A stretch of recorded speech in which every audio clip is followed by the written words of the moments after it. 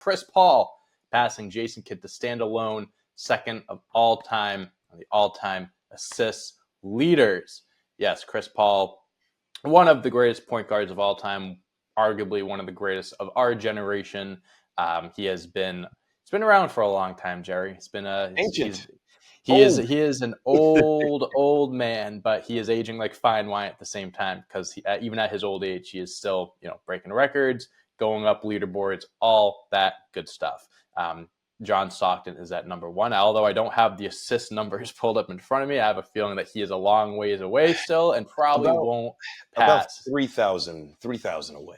I don't think Chris Paul, unless he plays until he's 50, will not be passing that number. But number two, not too shabby. Nothing wrong with that either. So a few things I want to ask you, Jerry, before, we can dive and give Chris Paul his flowers, talk about how great he is. But I also want to get from you, where does Chris Paul rank all time on the point guard leaders? Because obviously you have, I mentioned John Stockton all time on assists and even steals. There's other high profile, big name point guards, in history as well. So I'd love to hear where you would put him amongst all those guys. And also just because we've seen, like, Chris Paul has accomplished a lot in his career, right? But he hasn't won a championship, which is one of those things that people, that's like the outlier. It's like, that's kind of like a make or break for some people. But if you exclude the championship part of it and you see what he's accomplished and also what he does for other players, like, I want to get your thoughts on who you think does it better. Because if we look back the last 20 years, Chris Paul has elevated many basketball players he has teamed with. So I want to get your thoughts there. But I just had to pull up the stats real quick, actually, too. Like, obviously, there's no MVPs for this guy either, which is also like one of those things that could be a blemish on his resume to where people want to rank him all time at his respective position. Yeah, came close a few times, but look at the other people like in the league at the time. He's had several top 6 finishes. Finished second, actually, in what year is this? This is 2008, which was obviously, I think, a LeBron-led MVP season that year, which is, you can't beat it. And there's Kobe Bryant, there's Tim Duncan, there's KG. Like, CP's coming up in a time where when you're going up against those players, it's you really have to have you gotta stick out. And you go jump into the 2010s. LeBron's still relevant. Steph Curry, KD comes in. Carmelo Anthony's a big name too. Like, there's other guys that he's just battling for that award. So it kind of sucks. But to answer the question outright, I do think CP's probably a top 5 guy. Like, despite John Stockton having the all-time assist record and all-time steals record, I mean, that's dope. When you get to play with a Hall of Famer and Karl Malone for pretty much your entire career, it helps. It makes things a little easier. The stats are going to look pretty damn good when you get to be hooked to an all-time great. A guy that scored 30,000 plus points in his own I was going to say, when you have a guy scoring 36,000 points, like, your assist numbers are going to stand out a little bit. Like, I wish if I was a point guard, I wish I had a guy that was automatic from down low. His whole career. His entire career too. A lot of guys don't get that. Jason Kidd didn't have that. Mark Jackson, like, all these guys that are sitting at the top of this assist list didn't have the chance to have that longevity and actually play with somebody that good for a majority of their career. So sorry, like, Utah Jazz fans or whoever would happen to have Stockton in their top 5. Anti-vaxxers. Yeah. Sorry, I had to. No, I think that's great. I'm glad you plugged that in. But he's definitely not going to be my top 5. I think if I had to give it no particular order, it'd be Magic, it'd be Steph, Isaiah Thomas would be in there. And then maybe I think after that 3 spot, it's open. Like, you could throw CP in there. You could throw in Russell Westbrook, potentially. You can throw in Oscar Robertson. People might make a fair argument for Jason Kidd, who you just passed for assists. There's a handful of guys that you can put into that 4 or 5 spot. Just off the top of my head, without even looking at a major list, I'd have CP in that top 5, like at that 4 or 5 spot for sure. I think he's accomplished enough in his career, led the league in assists, have everything pulled up here 5 different times. 12-time All-Star, 11-time All-NBA. So, like, he's got everything besides the actual hardware of an MVP and a finals NBA trophy. I think Chris Paul is literally the epitome of what I want what I wanted my point guard to be, Mm-hmm. especially since we got into basketball. It's like my guy that is 6 foot that's going to be playing this position needs to be able to set the table for guys, needs to be able to raise the ceiling and the floor sometimes to certain players. And I think Chris Paul does that better than most. Like, I think Chris Paul is a better leader and a better ceiling raiser than Steph Curry and probably a Sure. lot of different point guards in NBA history. I think Chris Paul is right up there with the best of them in terms of doing that. So he's definitely a top 5 guy in my mind. Honestly, I'm happy that you said that because I feel like I've been in numerous debates on like top 5 lists for point guards and stuff, and I feel like I always fall back on Chris Paul being at that 5 spot for me. And a lot of people, again, I said it earlier, get hung up on the fact that, oh, he never won a championship. He never won an MVP.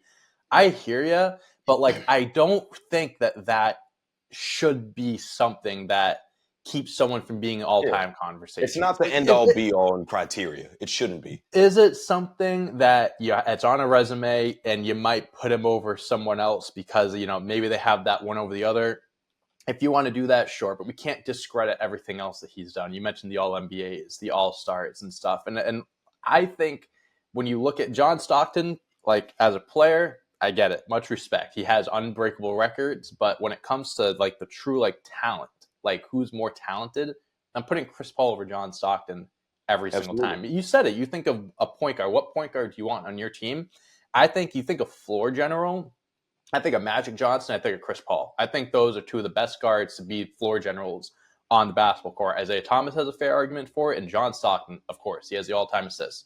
That's fair, but I consider Chris Paul one of the best because of his ability to do all these amazing things on the floor, set his teammates up, but also elevate them that we mentioned earlier. Let's talk about the David West, the Tyson Chandlers, the Blake Griffins, who was number 1 overall pick, but how fucking good they were together. Yeah. DeAndre Jordan, who was no more than just a dunker and a rim protector underneath the rim, but he made DeAndre Jordan an all-star at one point. Then you got guys like Shai Gilgeous-Alexander. You got guys like James Harden, Devin James Booker. Harden, Devin Booker. Please, like the list goes on. Now Wembanyama, who we have right now, he has a proven track record of wherever he goes, He winning elevated. balls. He's gone to teams that the OKC Thunder had a less than 1% chance to make the playoffs, and Point they made it two. as the 6th seed. The 6th seed. He wasn't even meant to be there. He was going to get bought out or traded, and he was like, "No, I'll stay." And they made the playoffs. That jump started. I think that jump started Shai Gilgeous's like stardom. I really think Yeah. him being there helped set the right tone for the right foot forward for him. I think you really have to consider that and remember that when you think of the all-time greats, because I think Chris Paul, when it comes to the all-time guards, might be the best, one of the best at elevating the players around him. Yeah. I consider just what Chris Paul's ability, like you mentioned all these all-star caliber players, obviously, like that ended up taking, I think, bigger steps in their careers whenever CP was there, but I think it's more important that he's like the level of a LeBron or a Nikola Jokic in terms of raising the Yeah. floors and the Mm-hmm. ceilings of certain players to actually will them to do certain things. Like obviously Jokic and LeBron championships, MVPs, and things of that nature. I get it. Given the situations that they've been in, they've gotten to play with better talent. Like Chris Mm-hmm. Paul is a 6 foot guard.